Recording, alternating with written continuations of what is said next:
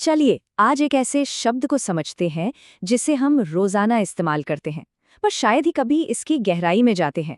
वो शब्द है संसाधन। आइए देखते हैं कि इस आम से शब्द के पीछे कितनी बड़ी दुनिया छिपी है।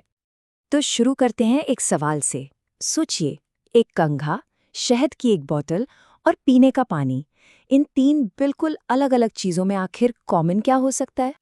तो इसका जवाब ये नहीं है कि ये चीजें क्या हैं, बल्कि ये है कि ये हमारे किस काम आती हैं। मतलब किसी भी चीज की उपयोगिता ही उसे एक संसाधन बनाती है। पानी हमारी प्यास बुझाता है, शहद हमें स्वाद और ताकत देता है और कंघा हमारे बालों को संवारता है। ये सब हमारी कोई ना कोई जरूरत पूरी कर रहे हैं। लेकिन कहानी यहीं खत्म नहीं होती। सिर्फ उपयोगी होना ही काफी नहीं है। जैसा कि कहानी में अम्मा ने समझाया, एक चीज असल में संसाधन तब बनती है जब उसका कोई मूल्य यानी कि वैल्यू हो। और यहीं पर बात और भी दिलचस्प हो जाती है। मूल्य का मतलब हमेशा पैसा नहीं होता। जैसे लोहे जैसी धातुओं का एक साफ साफ आर्थिक मूल्य है, उन्हें बेचा खरीदा जा सकता है। वहीं दूसरी तरफ एक खूबसूरत पहाड़ी नज़ारे का कोई आर्थिक मूल्य भले ही ना हो, पर उसका एक सौंदर्य मूल्य है, वो हमें सुकून देता है। और सच तो यह है कि दोनों ही जरूरी हैं, क्योंकि दोनों ही हमारी ज़रूरतों को पूरा करते हैं। और जानते हैं, ये मूल्य कोई पत्थर की लकीर नहीं है। ये वक्त के साथ बदल सकता है, बन सकता है। जो चीज़ आज शायद उतनी मूल्यवान न लगे, हो सकता है कल वो बेशकीमती हो जाए। इसको समझने के लिए दादी नानी के नुस्खों वाला उदाहरण सबसे बढ़िया है। कल तक वो सिर्फ घरेलू इलाज थे, जिनकी कोई बाजारी कीमत नहीं थी।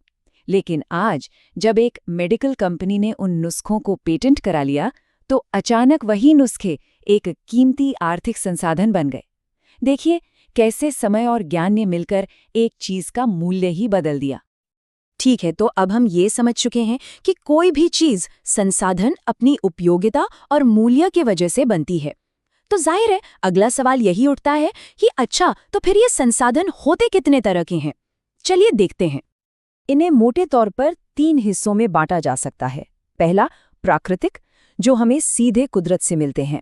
दूसरा, मानव निर्मित, जिन्हें हम इंसान बनाते हैं। और तीसरा, मानव यानी हम खुद। आइए एक एक करके इन तीनों को समझते हैं। तो सबसे पहले बात करते हैं प्राकृतिक संसाधनों की। जैसा कि नाम से ही जाहिर है, ये वो उपहार हैं जो हमें सीधे प्रकृति से मिलते हैं, जैसे हवा जिसमें हम सांस लेते हैं, या हमारी नदियों और झीलों का पानी।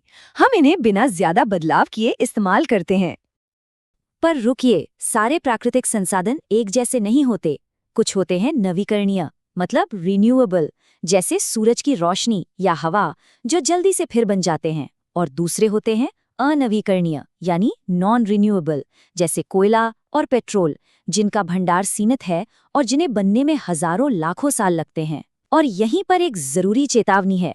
अगर हम लापरवाही बरते तो पानी और जंगल जैसे नवीकरणीय संसाधन भी खत्म हो सकते हैं। अब आते हैं दूसरी कैटेगरी पर, यानी मानव निर्मित संसाधन। ये वो चीजें हैं जो तब बनती हैं जब हम अपने ज्ञान और टेक्नोलॉजी का इस्तेमाल करके प्राकृतिक संसाधनों का रूप बदल देते हैं। सोचिए, हमारे चारों तरफ पुल, सड़कें, गाड़ियां, टेक्नोलॉजी, ये सब इसी में आते हैं। एक पल के लिए सोच कर देखिए, जमीन के नीचे कच्चा लोहा तो हजारों सालों से पड़ा था, लेकिन वो हमारे लिए किसी काम का नहीं था। वो एक संसाधन तब बना जब इंसानों ने उससे लोहा निकालना और उसे इस्तेमाल करना सीखा। तो देखा कैसे इंसान ने एक प्राकृतिक चीज को मानव निर्मित संसाधन में बदल दिया। और ये बात हमें ले आती है तीसरे और शायद सबसे जरूरी संसाधन पर, और वो हैं हम खुद, यानी मानव संसाधन। क्योंकि आखिर में ये लोग ही हैं, ये हमारा दिमाग ही है जो बाकी सभी संसाधनों को मूल्यवान बनाता है। तो ये होता कैसे है? देखिए, ये पूरी प्रक्रिया एक चेन रिएक्शन की तरह है। सबसे पहले एक विचार, एक आइडिया आता है, फिर ज्ञान हमें बताता है कि उस आइडिया को लागू कैसे करना है, और फिर टेक्नोलॉजी उन औजारों को बनाती है जिससे वो आइडिया हकीकत बन जाता है। आग की खोज से खाना पकाने के अनगिनत तरीके निकले। पहिए के आविष्कार ने ट्रांसपोर्टेशन की पूरी दुनिया ही बदल दी।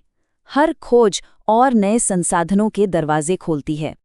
ये बात इस एक लाइन में बहुत खूबसूरती से कही गई है। लोग स्वयं ही सबसे महत्वपूर्ण संसाधन हैं। हमारी सोच, हमारा ज्ञान, हमारे आविष्कार, यही वो इंजन हैं जो तरक्की की गाड़ी को आगे बढ़ाते हैं।